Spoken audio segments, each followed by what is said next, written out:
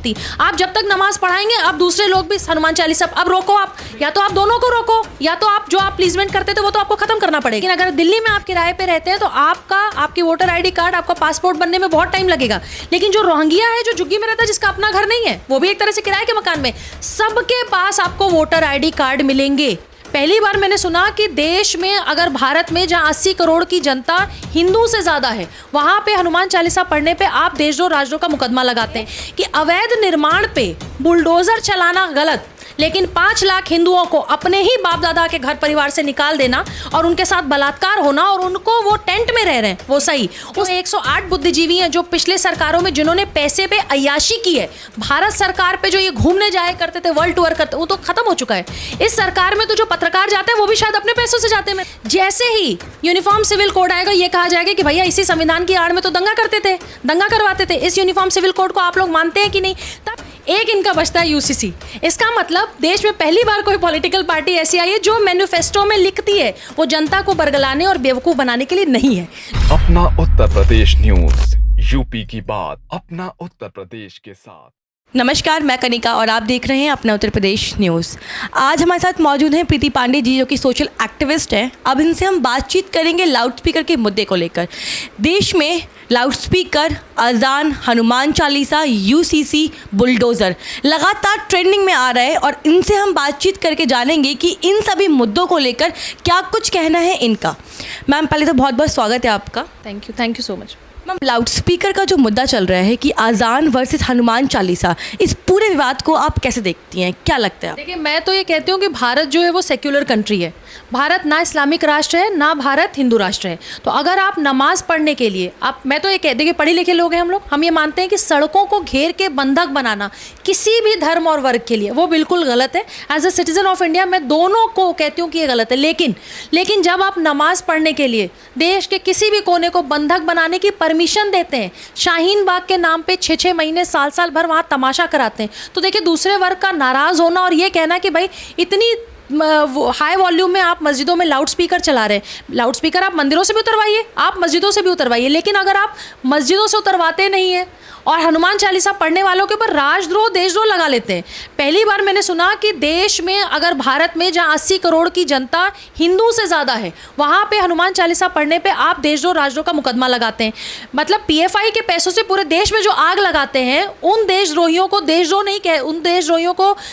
नहीं कहा जाता, उनके ऊपर देशद्रोह का मुकदमा नहीं चलता, बल्कि उनको बचाने के लिए महाराष्ट्र, बंगाल, कश्मीर, कहाँ से दिल्ली नेता छाती पीटते आ जाते हैं। लेकिन कोई एक महिला सांसद जो अमरावती की सांसद है, जब वो ये कहती कि मैं मातोश्री के सामने आके हनुमान चालीसा, उनको मौका भी नहीं दिया जाता है, उनको उनके घर से उठा लिया जाता है, पुलिस स्टेशन रखा जाता है और वहाँ से 14 दिन की न्यायिक हिरासत में और सेशन कोर्ट्स में उनके केस चल रहे हैं। आप अगर इक्वालिटी की बात करते हैं, आप अगर सेक्युलर होने की बात करते हैं, तो आपको हर वर्ग को एक समानता के हिसाब से देखना पड़ेगा। ऐसा नहीं होगा कि आपका एक चश्मा जो है वो सर पे बिठाएगा और एक चश्मा जो है उनको नीचे गिराएगा, ये नहीं हो सकता।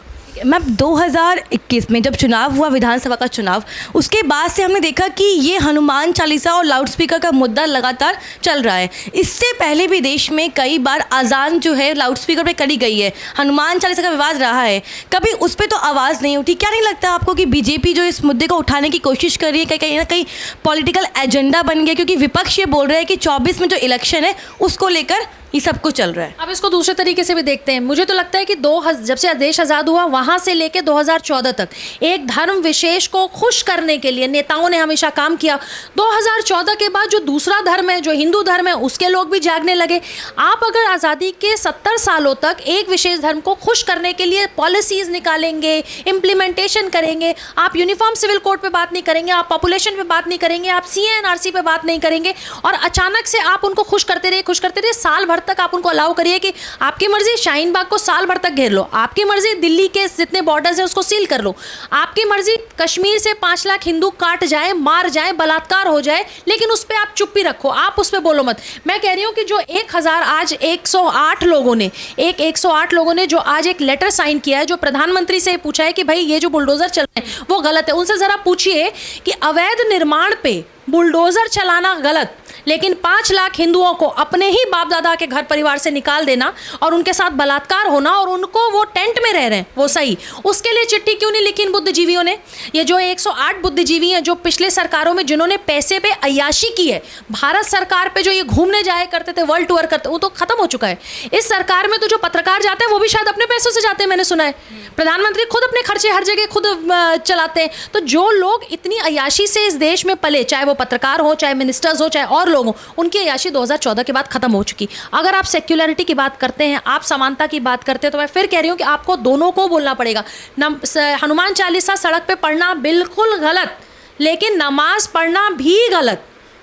मैं हर जगह यही बात पूछ रही हूँ, लेकिन जो भी आदमी इसको प्लीज करने की बात करता है, कोई भी पॉलिटिकल पार्टी इस बात को नहीं मानती। आप जब तक नमाज पढ़ाएंगे, अब दूसरे लोग भी हनुमान चालीसा अब रोको। आप या तो आप दोनों को रोको, या तो आप जो आप प्लीजमेंट करते थे वो तो आपको खत्म करना पड़ेगा। अब आपने लाउड स्पीकर के बाद आपने बुलडोज़र की बात करी, तो विपक्ष की पार्टियों का आरोप लग रहा है भाजपा पे कि भाजपा जो है वो कानून व्यवस्था पे यकीन नहीं रखकर अपनी कानून व्यवस्था बनाने की कोशिश कर रही है, जिसमें वो बुलडोज़र का प्रयोग कर रही है। बुलडोज़र अभी राजस्थान में कहाँ चला? अलवर पे, राजगढ़ पे 300 साल पुराना मंदिर शिव जी का, जिस पे बुलडोज़र चलाया गया।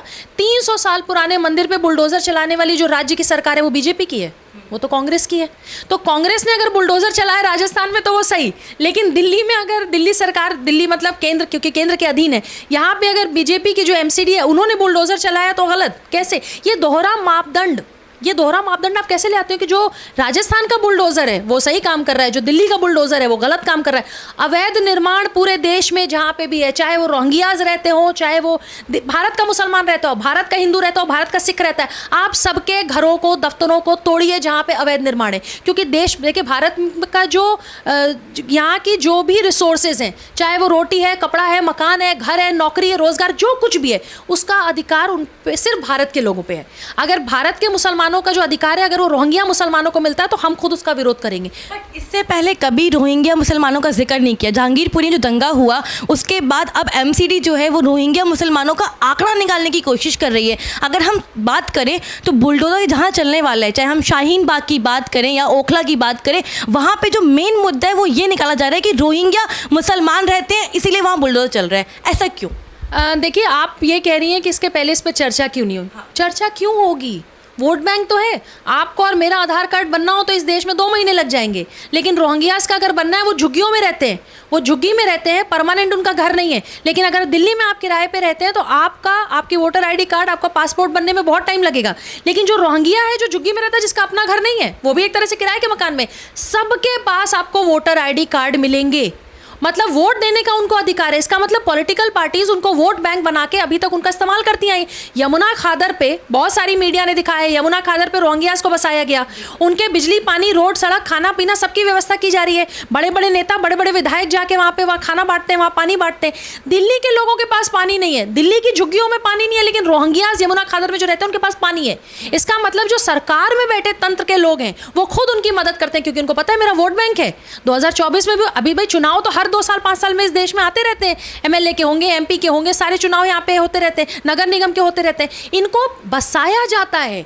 और आज सबसे बड़ी प्रॉब्लम है कि जब बुलडोज़र शाहीन बाग पे चलेगा, जब बुलडोज़र सीलमपुर पे चले या दिल्ली के किसी भी कोने में चले, जहांगीरपुरी में चले, एक विशेष धर्म के लोग जिनको इन्होंने अपना वोट बैंक बनाया, वोट बैंक हिलते हुए नजर आ रहा है। इसलिए सारे के सारे प्रधानमंत्री तक चिट्ठी लेके पहुंचे। बट ओवैसी जी लगातार, जब हमने यूसीसी पे बात निकाली गई, जब अमित शाह ने यूसीसी का जिक्र किया, तब भी बोले ओवैसी जी कि कहीं ना कहीं जो भाजपा है वो केवल और केवल मुसलमानों को टारगेट कर रही है। बुलडोज़र भी जो पहला चला वो जहांगीरपुरी की मस्जिद पे चला, और आज भी शाहीन बाग का जिक्र चल रहा है, तो वो यही कह रहे हैं कि अल्पसंख्यक होने के नाते उन पर अत्याचार हो रहा है। ओवैसी साहब ने राजस्थान पे क्यों नहीं बोला? ओवैसी साहब की जो 2 आंखें हैं वो सिर्फ जहांगीरपुरी देख सकती हैं, अलवर नहीं देख सकती। वहाँ पे मंदिर पे जब बुलडोज़र चला तो वो आपको क्यों नहीं दिखा? और वैसे जब ओवैसी साहब के बारे में बात करते हो तो मुझे एक बहुत ही एक अच्छे व्यक्ति जो सामने सूट बूट पहन के पार्लियामेंट में बोलते हुए, संविधान हाथ में लेके, हमेशा संविधान की कसम खा के बोलते रहते हैं, जैसे ही यूनिफॉर्म सिविल कोड आएगा ये कहा जाएगा कि भैया इसी संविधान की आड़ में तो दंगा करते थे, दंगा करवाते थे, इस यूनिफॉर्म सिविल कोड को आप लोग मानते हैं कि नहीं? तब यूनिफॉर्म सिविल कोड को भी नहीं मानेंगे। जिस संविधान के लिए, जिस संविधान का नाम लेके ये सीए पे बैठे, जिस संविधान का नाम लेके अनुच्छेद 370 पे बैठे, जिस संविधान का नाम लेके साल भर तक दिल्ली को बंधक बना के बॉर्डर्स को सील किया, किसान आंदोलन में, तथाकथित किसान आंदोलन में, उसी संविधान को अब ये मानेंगे नहीं। एक बात पे रहो, संविधान को मानते हैं या संविधान को नहीं मानते, अपने फायदा अनुसार सिचुएशन के हिसाब से हम संविधान मानेंगे, और जब यूनिफॉर्म सिविल कोड आएगा और एक देश एक कानून की बात आएगी तो वही संविधान हम नहीं मानेंगे। ये चीज़ नहीं हो सकती। यूनिफॉर्म सिविल कोड लाने की बात चल रही है, इस पूरे कोड को आप किस तरह से देखती हैं कि लाना चाहिए, और कहा जा रहा है कि कहीं ना कहीं इससे हिंदुओं पे कोई असर नहीं पड़ेगा, केवल जो अदर कास्ट के लोग हैं, जो अदर रिलीजन के लोग हैं कि मुस्लिम, ईसाई, इन पे असर पड़ेगा, क्या कहना है? देखिए, यूनिफॉर्म सिविल कोड मतलब हर फिल्म, हम जब स्कूल में जाते हैं तो हम यूनिफॉर्म क्यों पहनते हैं? ताकि सब में एक सिमिलैरिटी है, एक यूनिफॉर्मिटी रहे, समानता रहे, सब एक जैसे दिखें, कोई अमीर, कोई गरीब, कोई छोटा, कोई बड़ा नहीं दिखे। सेम उसी तरह लेमैन भाषा में आपके चैनल पे समझा रही हूँ, यूनिफॉर्म सिविल कोड मतलब 130 करोड़ की जो जनता है उसके लिए समान अधिकार होगा, समान रूल्स एंड रेगुलेशंस होंगे, समान चीज़। ऐसा कोई नहीं कह रहा है कि मुसलमानों को उनकी इबादत से कोई रोक दे, हिंदुओं को उनकी पूजा से कोई रोक दे। आपका जो रिलीजन है आप उसको फॉलो करिए, लेकिन देश का कानून सबके ऊपर, जो देश का एक डंडा कानून का चलेगा वो सबके ऊपर समानता से चलेगा, चाहे आप हिंदू हो चाहे आप मुसलमान हो। ठीक है, मेरा एक और क्वेश्चन है इसी बात को लेकर। भाजपा के मैनिफेस्टो में 4 से 5 चीज़ें लिखी हुई थी, धारा 370, राम मंदिर, 3 तलाक, अब यूनिफॉर्म सिविल कोड भी जिक्र किया हुआ था। आपको नहीं लगता कि बीजेपी केवल 2024 में इलेक्शंस में अपने आप को मजबूत करने के लिए यूनिफॉर्म सिविल कोड का मुद्दा उठा रही है, क्योंकि इससे पहले वो मुद्दा नहीं उठा? लेकिन मुझे खुशी हो रही है कि देश में आप जैसे पत्रकार हैं जो ये कहते हैं कि भाई देश में ऐसी भी पार्टी है जो अपने मैनिफेस्टो में 4 चीज़ें लेके आती है, जिसमें अगर 25% इनको माने तो 75% अचीव्ड, एक इनका बचता है यूसीसी। इसका मतलब देश में पहली बार कोई पॉलिटिकल पार्टी ऐसी आई है जो मैनिफेस्टो में लिखती है वो जनता को बरगलाने और बेवकूफ़ बनाने के लिए नहीं है। जो हमने मैनिफेस्टो में लिखा वो कंप्लीट करें। अगर यूसीसी भी आता है तो अच्छा है। इसका मतलब देश में पॉलिटिकल पार्टीज जो अभी तक ये कहती थी, वो चुनावी रेवड़ियों की तरह मैनिफेस्टो डालती थी, हम ये करेंगे, हम वो करेंगे, हम वो करेंगे, चुनाव जीत गए, इसके बाद टाटा बाय बाय। पहली बार ये पार्टी, पहली बार प्रधानमंत्री जी वो सारे वादे देश के साथ जो उन्होंने किए हैं वो पूरे कर रहे हैं। जो लाल किले पे उन्होंने कहा है वो सब पूरा कर रहे हैं। खुशी है मुझे कि प्रधानमंत्री जो हैं अपने वादों को पूरा कर रहे हैं। देखिए, देश के लिए प्रधानमंत्री, मैं बनारस से आती हूँ, मेरे वो सांसद भी हैं, तो हमने उनको वोट भी किया है। तो आई एम वेरी हैप्पी कि हमारे मेंबर ऑफ पार्लियामेंट जो है वो देश की उस गद्दी पे बैठे, और एक ऐसा राजा है जो बिना भेदभाव के इस देश के सभी लोगों के लिए काम कर रहे हैं और अपने जो प्रॉमिसेस हैं वो पूरे कर रहे हैं, और एक एग्जाम्पल सेट कर रहे हैं कि आप जो मैनिफेस्टो में लिखते हैं वो जनता को सिर्फ बेवकूफ़ बनाने के लिए चुनाव में रेवड़ियां मत बांटिए, उस पर वाकई काम करिए। बट मैम, इसके अलावा अन्य मुद्दे भी तो हैं। यहाँ पर एक तरफ अगर हम बात करें, लोग भूखे मर रहे हैं, रोजगार नहीं है, महंगाई बढ़ रही है, पेट्रोल डीजल के आगे जो है लोगों का जीना हराम हो चुका है क्योंकि उनके पास आमदनी नहीं है। इन चीज़ों पे क्यों नहीं बात की जाती है? केवल हिंदू, मुस्लिम, ये सारे वादे, इन्हीं पे क्यों बात चल रही है? अच्छा देखिए, पूरे देश भर में जहाँ जहाँ ये रोहिंग्यास, अगर रोहिंग्यास क्योंकि आपका टॉपिक आज यही था, जितने रोहिंग्यास यहाँ बसाए गए उनके ऊपर जितना बिजली, पानी, रोड, सड़क, खाना पीना जो खर्च होता है,